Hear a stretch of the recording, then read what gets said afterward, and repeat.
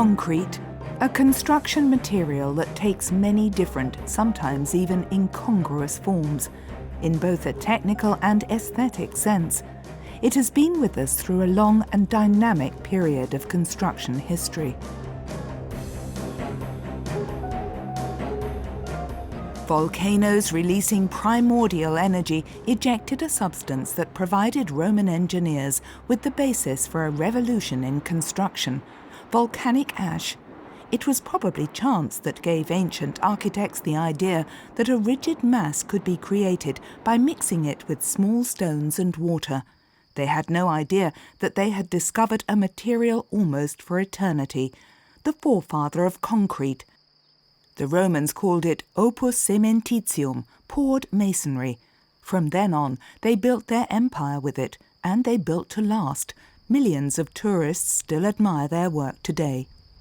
Opus cementitium revolutionized construction, because the binder used was not just lime, but a mix that included pozzolana, clay dust, or tuff, which made an extremely strong hydraulic mortar.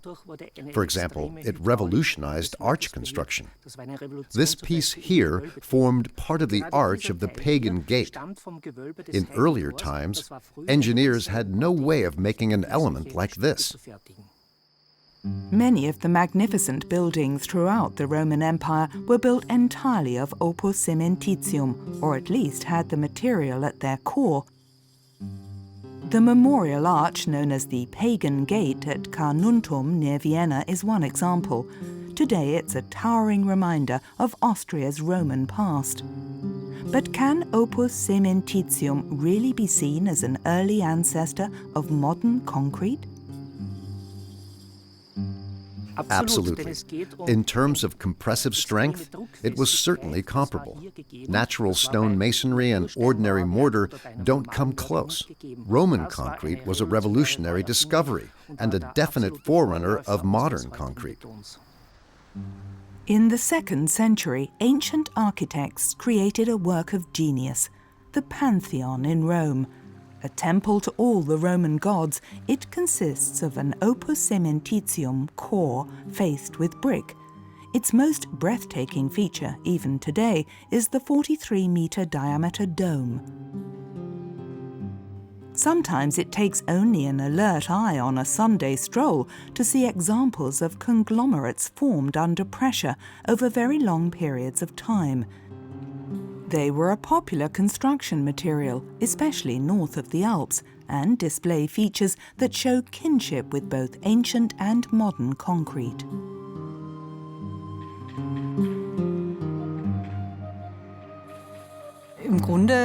Basically, everything in it is natural.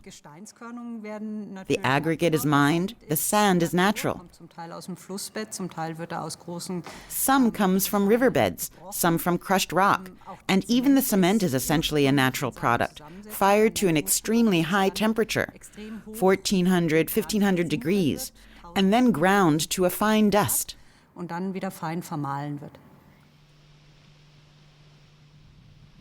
At St. Leonhard near Salzburg, a modern cement works that's claimed to be the oldest family business in the industry.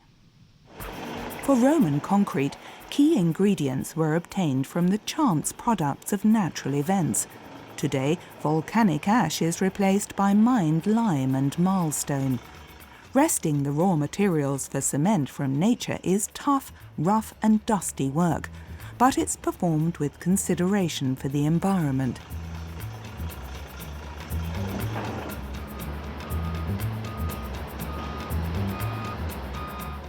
For a moment, it's almost possible to forget that these are machines controlled by human beings and computers. They look like primeval mythological creatures searching for food. They gnaw at the rock with gusto to get at the feedstocks for modern cements.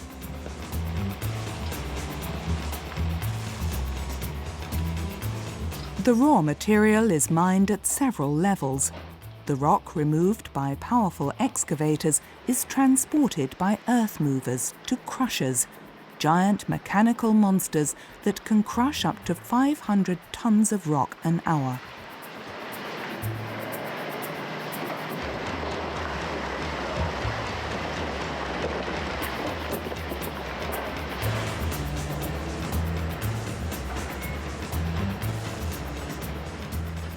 Even today, cement making is not something for sensitive souls.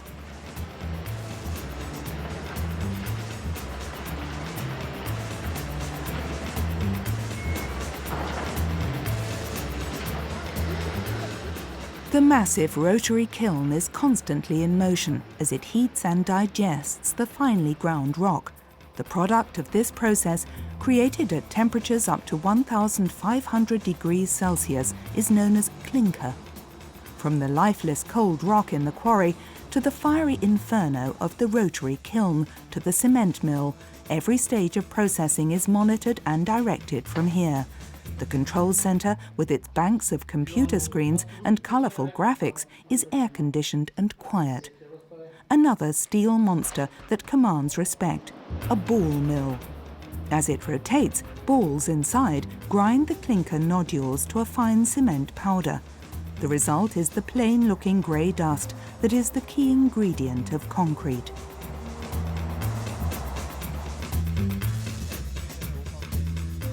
Playing with sand in the chemistry lab. In an experiment at a school in Winzendorf in Lower Austria, youngsters mix sand and cement and then colour and pour the resulting mix into moulds.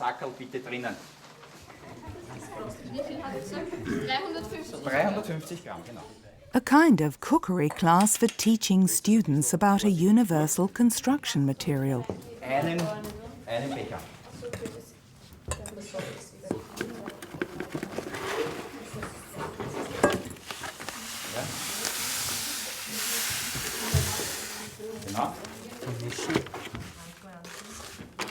With the addition of different dyes, concrete loses its monotonous grey appearance.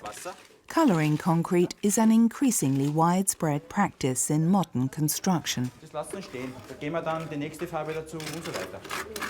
Das könnt ihr ruhig zusammenmischen. Aber es wird hart, mit Sicherheit. Werden wir sehen. Barcelona, the capital of Catalonia. It's a vibrant, pulsating city all year round. It's also the perfect place to see and admire early, bold, even visionary examples of concrete construction.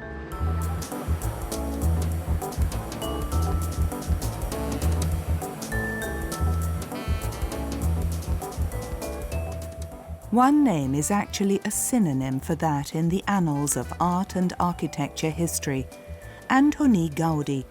Casa Batlló, a private residence on one of the city's busy main streets, has been admired and photographed millions of times by visitors from all over the world. Gaudi's dynamic, organic design vocabulary gave modernisme, the Catalan version of Art Nouveau, a bizarrely playful face. Not far away on a street corner is Casa Milà. Here, the eccentric architect debated long and hard with the client, who wanted something along the lines of the Casa Batlló. Gaudi, who now favoured clearer lines, got what he wanted. Gaudi's magnus opus, the Sagrada Familia, a basilica still not finished more than 100 years after construction commenced. Instantly recognised all over the world, the building will eventually have 18 spires. The completion date, repeatedly postponed, is currently set for 2026.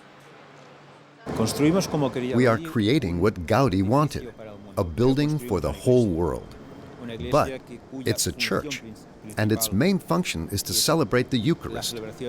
The entire building is suffused with beauty and symbolism to convey the evangelical message to people all over the world, which is what Gaudi wanted. Architects play a crucial role. Without their expertise, fueled by tradition, modern technology and artistic sensitivity, neither monuments like this nor office or residential towers could be created. We work with stronger concrete than that which Gaudi used. And we naturally incorporate modern reinforced concrete technology. That has enabled us to continue the project as Gaudi intended. moving with the times, complying with current building regulations, and making the building storm and earthquake resistant. Standing outside the church, the visitor is amazed by the building's organic structure, overloaded with symbols. Inside, it's the height of the enclosed space that's astonishing. At its highest point, the church roof arches 75 meters above the apse of the nave.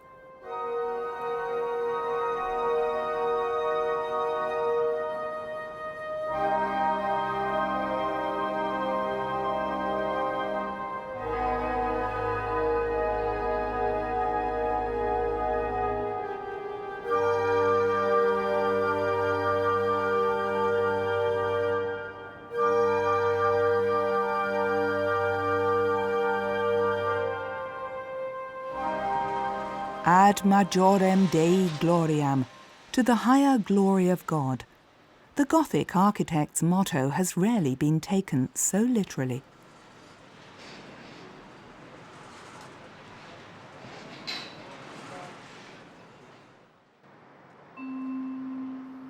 On the outskirts of the city, near the trade fair complex, French star architect Jean Nouvel is creating slender twin towers.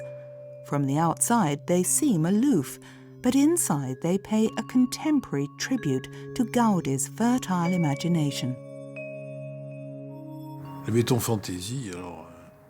When people speak of fantasy of form, they're presumably referring in this case to the windows, which underline the general theme of the building.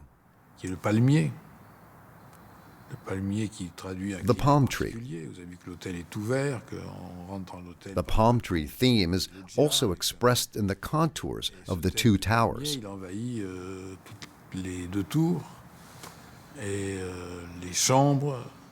We've also created a special climate throughout the building. You've seen that the hotel is open, that access to the rooms is from balconies. The rooms have palm-shaped windows molded in poured concrete. Concrete has this incredible ability to fit every mold it's poured into. It's also an interesting material because it always retains its structural and insulating properties, while at the same time being very strong.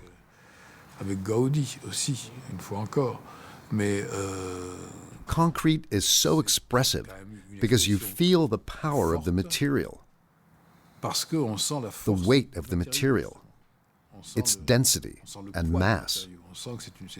What we've tried to do here is play with Catalan expressionism, with Gaudi. The public areas of the building are defined by cool, practical 21st century clarity. The game with nature and its forms casts its spell only slowly over the visitor, but the effect is magical. I'm not old enough to have been influenced directly by Gaudi when I trained as an architect, but every Barcelona is influenced by Gaudi. In my case, I'm also a son of concrete, of reinforced concrete and its development over time. As Jean said, we have reached an extreme by making all the windows in precast concrete, creating a mold and using it in different ways, working with different textures as well as different colors and shapes. To that extent, we've naturally been influenced by Gaudi. So has every architect, especially in Catalonia, and even more especially in Barcelona. Concrete was used time and again in Barcelona to set architectural standards that highlighted the technology and construction trends of the last century. And Catalonia's capital was often a stage for the avant-garde. Strength and power. No other building material expresses both permanence and transience as clearly as concrete.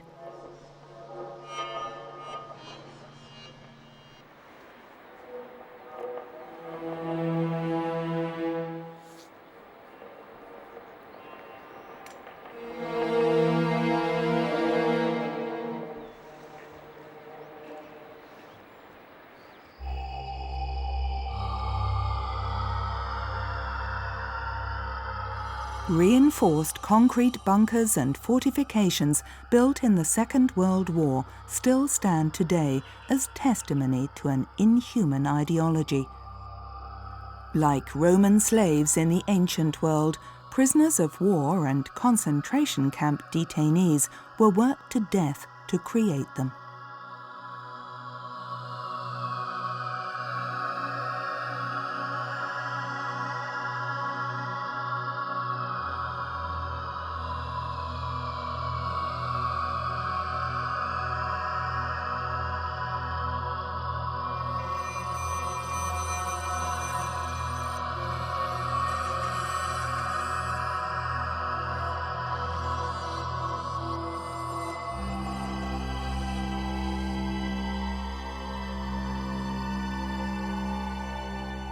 Less than 2 decades later, the folly of a ruling elite manifested itself again in concrete bulwarks.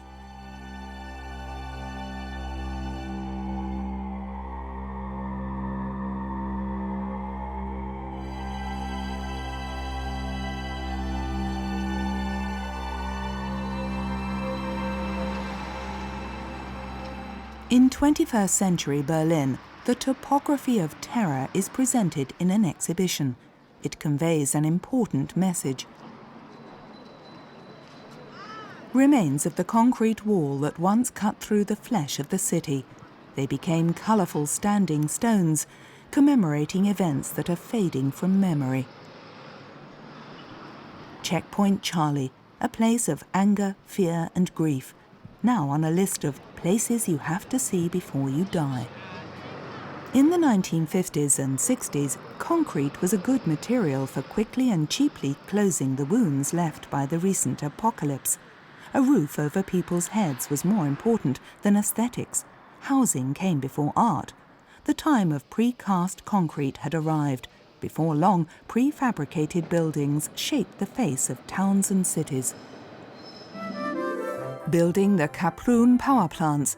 The earliest plans were drawn up in 1928, but construction didn't start until 10 years later, when the National Socialists realized the project with forced labor, mostly Jewish forced labor. For a long time, Austria suppressed the memory of the inhuman Patriotic Front and the many deaths that occurred here.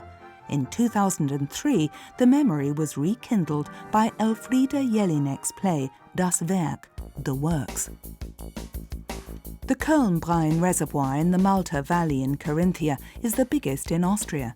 Its double curvature arch dam rises 200 meters from its base. Since extensive rehabilitation work between 1989 and 1992, the stability and integrity of the dam are monitored at 2,500 measuring points. Wall and reservoir are a popular tourist attraction and a starting point for ramblers and hikers.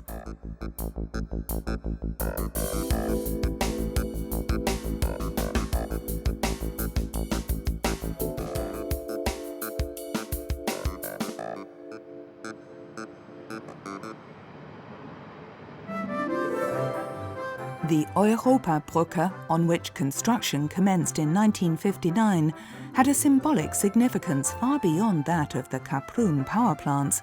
The bridge became a central element of the Brenner motorway and, as such, made Europe a bit smaller and probably also brought it closer together. For goods traffic and German holidaymakers, it provided quick and convenient access to Lake Garda and the northern Adriatic. Transalpine travel was now much easier than for the medieval rulers who found themselves compelled to undertake arduous journeys to Italy. But as time went by, traffic on the breezy route of this European artery ground to a halt with increasing frequency. In that sense, the concrete sports cars of Vorarlberg sculptor Gottfried Bechtold could be described as visionary.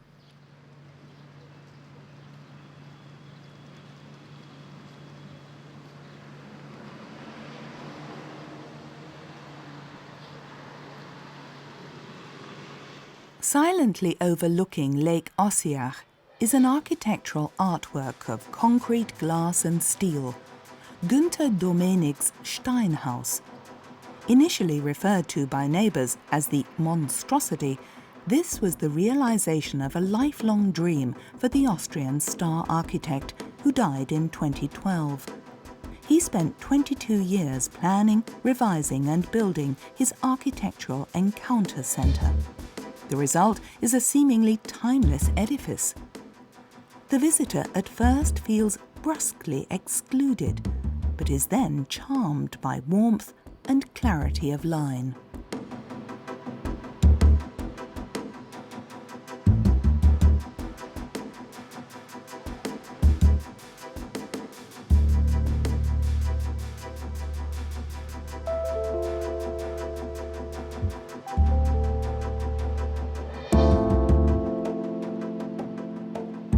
Domenig's Stonehouse is a manifesto of the irrepressible, ever-inquiring artistic spirit.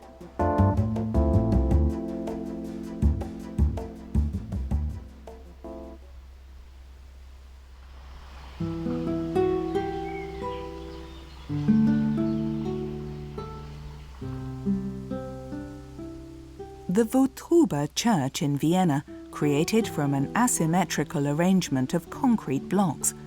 In his design notes, sculptor Fritz Wotruba described it as a walled space of clarity and renunciation breached by large windows.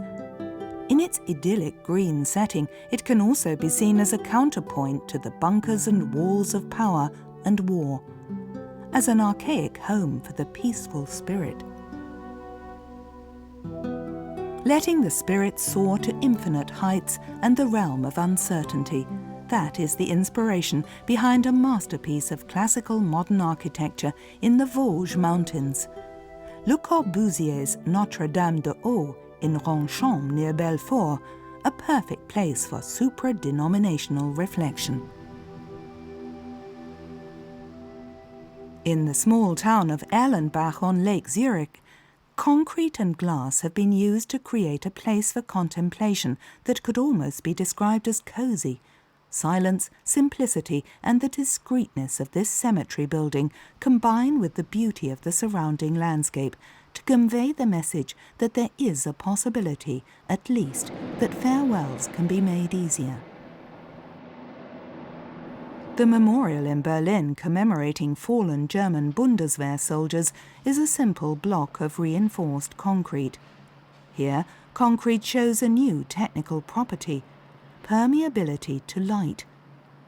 In recollection of the transience of life, the names of the soldiers who have died in service since 1955 shine through the concrete for 5 seconds each. In the Memorial to the Murdered Jews of Europe, in the heart of Berlin, concrete is used to express radical insistence. The large undulating field of stelae created by New York star architect Peter Eisenman can be accessed from all sides. Each one of the 2,711 concrete blocks is unique. The stelae are reinforced with steel and made from high-strength concrete cast in specially made steel formwork.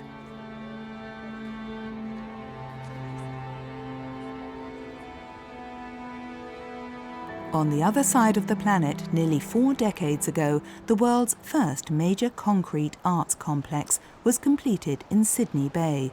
Since then, the Sydney Opera House, with its distinctive clam-like silhouette, has ranked among the world's most celebrated buildings.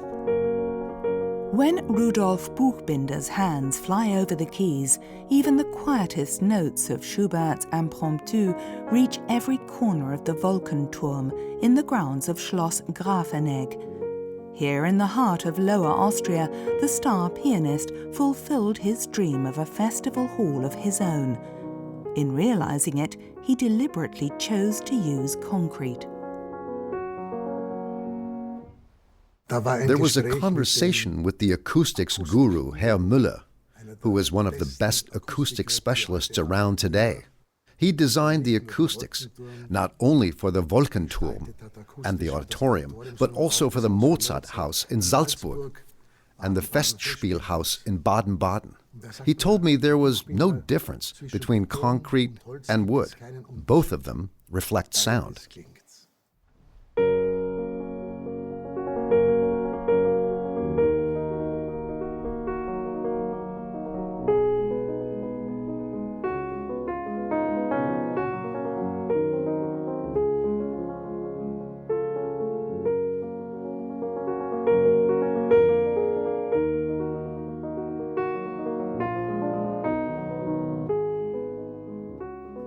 From sound to another characteristic of concrete, one that thrilled Jean Nouvel. I like concrete because it's a simple material.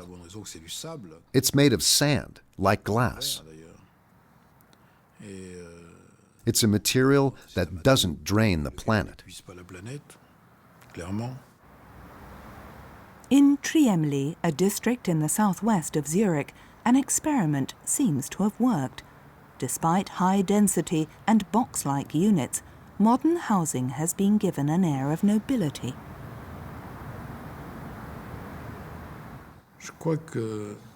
I think at some point in the 20th century, concrete lost its nobility and became a kind of cheap construction material, poorly shuttered, sometimes painted. It was forgotten, almost scorned. But I think concrete retains a nobility from Roman times. If you love this material, if you use it for architecture, you can activate that nobility. There needs to be a connection between the material used and the desired effect. Jean Nouvel, broadly speaking a little sceptical, but hoping and calling for designers to make responsible use of the material. Adligenswil, a suburb of Lucerne, offers a high quality of life. The clear volumetrics of the two one-family homes stand in contrast to the gentle contours of the surrounding landscape. The panoramic view gives a sense of immutable space.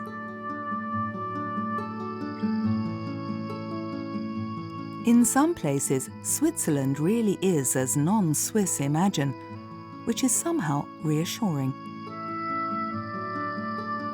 Before the observer is lulled to sleep by the rural idyll, though, he is shaken awake by a sight that's also reassuring, a family home that distracts from the serenity and intactness of the cliched scene. At Muttenz, an angular concrete building was boldly positioned in gentle countryside. Brimming with life and artistic sensibility, it's both home and workplace for the colourful family of a fashion designer.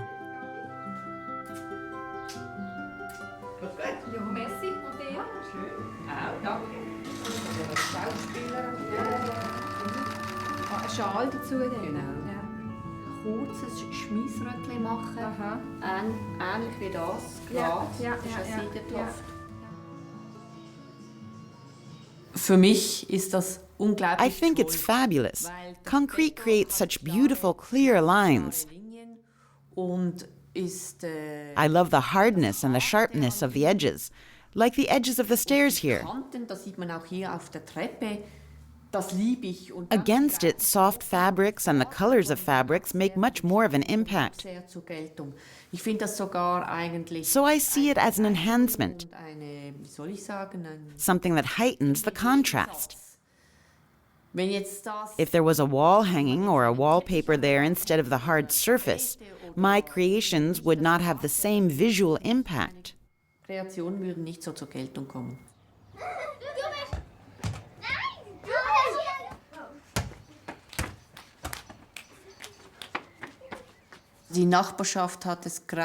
Neighbors thought it was dreadful. Most people in the village referred to it as the Muttenz cable car station. But now that we've finished planting the garden, they think it's great, because the concrete creates the same contrast with the grasses and the flowers. Everybody really likes it now.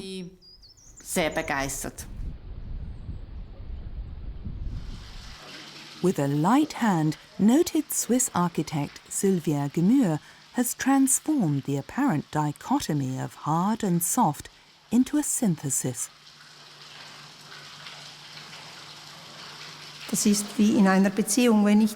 like in a relationship. If I impose my will on concrete, it will show me that it's futile to do so. And I think it's the same with any material.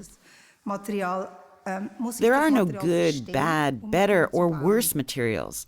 To build with them, to harness their strengths, you have to understand them. And concrete has many qualities that I'm interested in for my designs.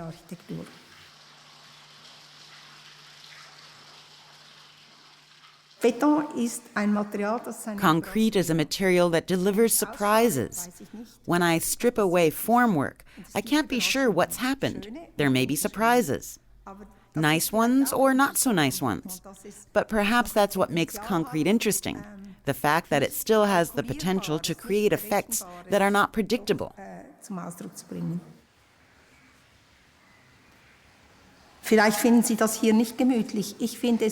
You may not find it very cozy here, but I think living in this rock-hard building is very romantic, because I can have other things here thanks to the concrete. Not everything always has to be so direct. Gmür's credo for the design is that its boundaries are not defined by the glass facades. They extend into nature. Swiss architecture often stands in contrast to landscapes and tradition. Optical expectations are dashed with relish. Whether the result is disappointment or a pleasant surprise depends on the eye of the beholder. One example of a deliberately bemusing building is found in the sleepy little village of Charins in Khaobunden. Here, in the far east of Switzerland, Swiss artist Linar Badil got together with architect Valerio Olgiati and erected a multi-purpose building of red-dyed concrete. It's an artist's studio, a music rehearsal room, and a theatre rolled into one. And of course there are the mountains. Anyone travelling around Switzerland, either by road or by rail, has to go through a lot of them. One of the biggest engineering projects underway at the beginning of the 21st century is the Gotthard Base Tunnel. With a route length of 57 kilometres, it will be the longest railway tunnel in the world.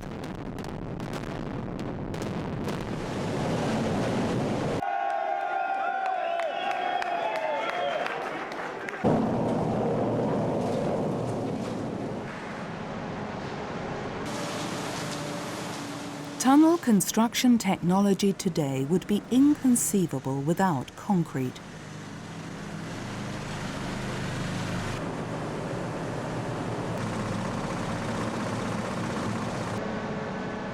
As soon as a tunnel section has been drilled or blasted, concrete is sprayed onto the bare walls to consolidate the surface. It's also used later to create the finished tunnel tube. Without a material with modern concrete's technical characteristics, it would not be possible to drive roads or railway lines on this scale through the mountains.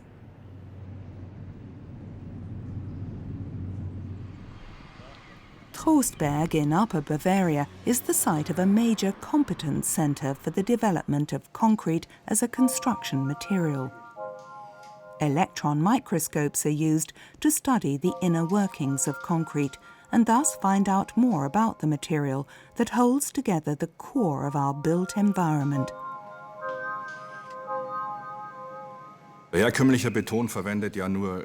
Conventional concrete uses just stones, cement, sand, and water to create a structure with a particular compressive strength or mechanical stress resistance. But with a better understanding of cement hydration, we can influence that outcome by chemistry. For example, we can remove water without affecting fluidity and thus achieve greater compressive strength. To meet the requirements of increasingly challenging construction sites, materials need to be developed to withstand ever-increasing loads. That calls for state-of-the-art laboratories with high-tech equipment and complex analytical techniques. X-ray diffractometers are used to study the composition of cements so that their behavior in concrete can be defined. To find out more about the elementary composition of particulate material, the powder is turned to liquid at around 1,600 degrees Celsius in a complex melting process. The working time of fresh concrete can certainly be extended to 4 hours, and very low working temperatures are possible, right down to just above freezing point. Concrete can also be worked at very high temperatures and made to very high compressive strengths that were not possible even 40 years ago. Flow characteristics are being improved. A simple test shows what can be achieved. At the German Aerospace Center in Oberpfaffendorf, we were allowed, under tight security, to film the application of a technically sophisticated concrete. It's light, airy, and almost infinitely moldable.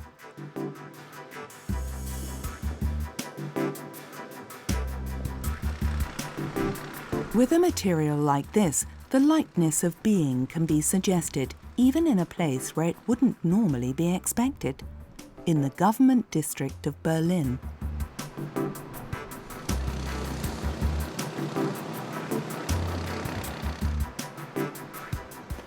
Concrete is not only used to make an extravagant, stylish statement. Outside the Landhaus in Innsbruck, it provides a gently rolling surface for leisure activities. Pritzker Prize winner Zaha Hadid designed the Tyrolean capital's new Bergisel ski jump, not only a perfect sports facility, but also a tourist attraction with global reach. Another example of Hadid's creativity, the Hungerburgbahn funicular railway in Innsbruck.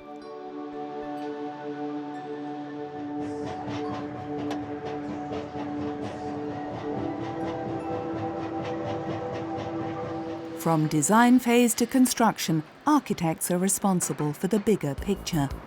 They are the technical and stylistic backbone of the building site. Their expertise has grown over thousands of years and can be seen in every major building in the world. Concrete is still made from the same basic ingredients, stones, cement and water. But mixes and chemical additives have become more refined. Take ready-mix concrete, for instance. It has created an industry whose sophisticated logistics are now vital for every major construction site. As a general rule, ready-mix concrete travels a long way from the place where it's made to the place where it's used, so the consistency needs to be stable.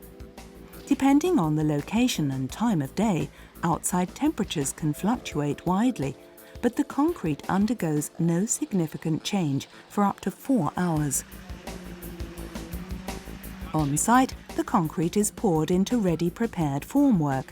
In many cases, this requires pumping to considerable heights. Inside the formwork, the concrete flows around closely spaced steel reinforcement, leaving no cavities.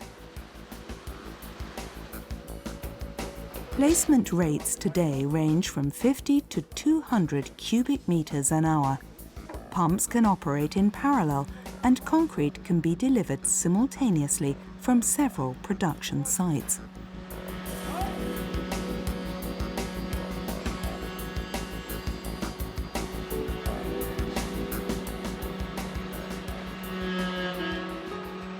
Public sector housing has come a long way from the prefabs and faceless facades of the post-war years.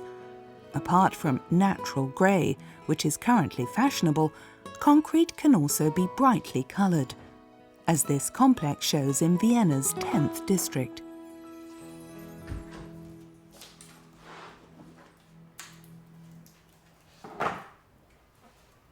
I live here with my 2 sons. It's a very nice sunny apartment with a large terrace. And what's very nice is that nearly every apartment is individually designed and very colorful, very varied. When you look out from the terrace, you see different colors. And thanks to the communal terraces, you regularly meet neighbors. It's a nice community. Ja, es ist ein schönes Miteinander. Different-sized residential units piled up to create a vertical village. Homes afford private space, but horizontal and vertical communication flows permit contact in all directions. Concrete is often transported in flowable form, but also as finished precast units. A whole industry is engaged in the manufacture of more or less complex elements. One part of it fabricates mass-produced items such as central safety barriers for dual carriageways, railway sleepers and noise protection walls, which are then assembled on site like jigsaw pieces.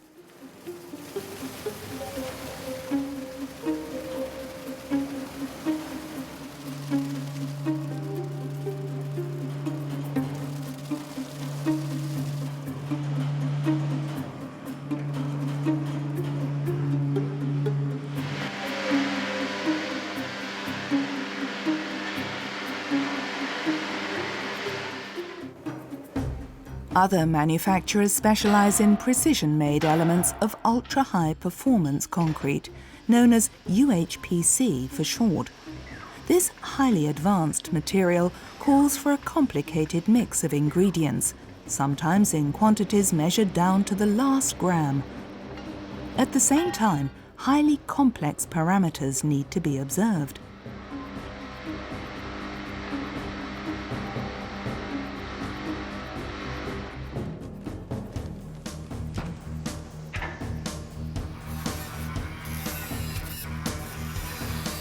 Precision work cannot be performed on a construction site, at least not on a regular basis.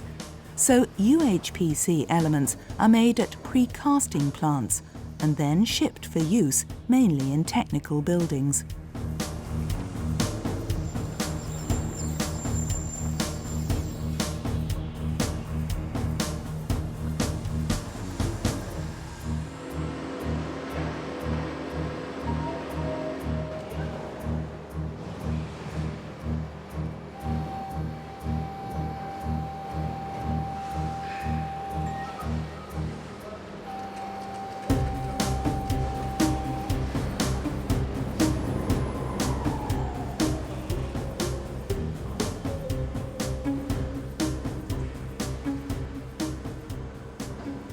One of the first structures in the world made of precast UHPC elements is the Wildbrücke, the Wild Bridge, at Völkermarkt in Carinthia.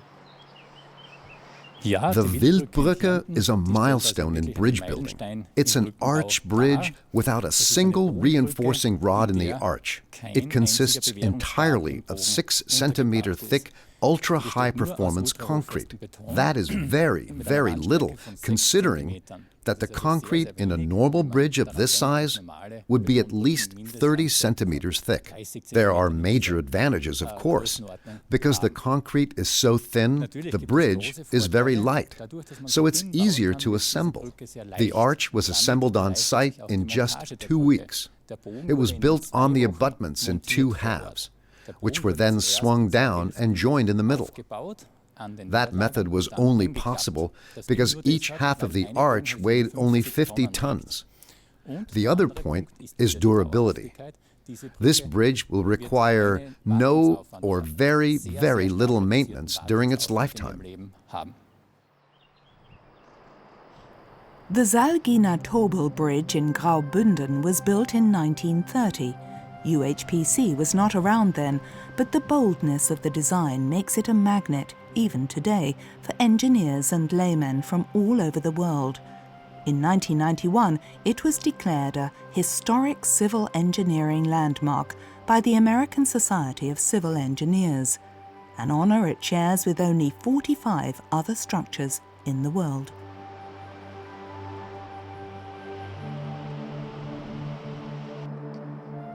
Reaching for the sky and tunneling through mountains, bridging gaps and forging links, concrete plays a crucial role in shaping our modern world. Road construction and bridge building would be impossible without it, and the designs are getting bolder and slimmer, as if striving to become invisible.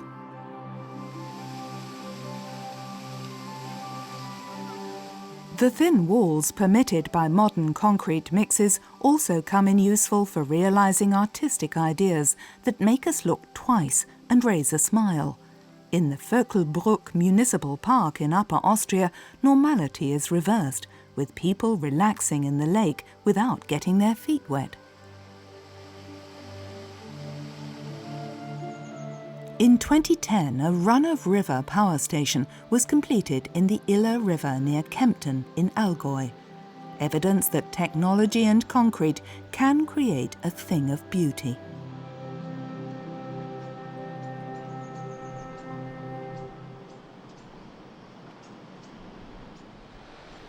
The facility delivers over 10 million kilowatt-hours of electricity a year, enough to supply 3,000 households.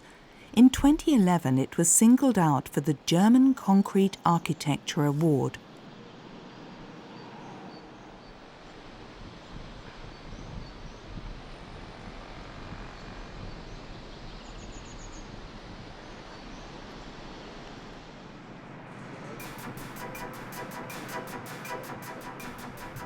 Ciudad de las Artes y las Ciencias in Valencia, physical proof of the boundless applications of an often misjudged material.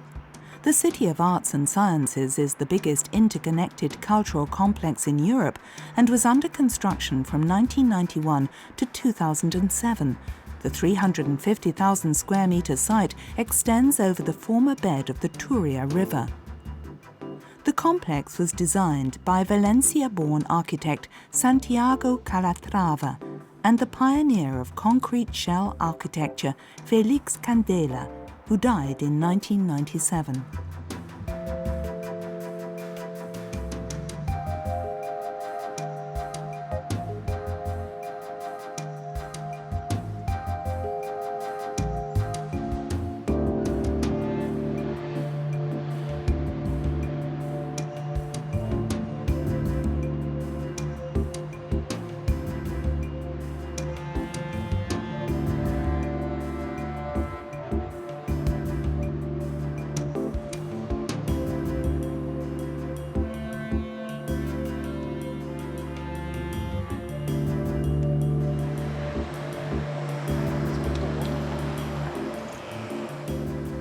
The Telefonica Tower in Barcelona, the needle in the sky erected in 1991, was a major career milestone for Santiago Calatrava.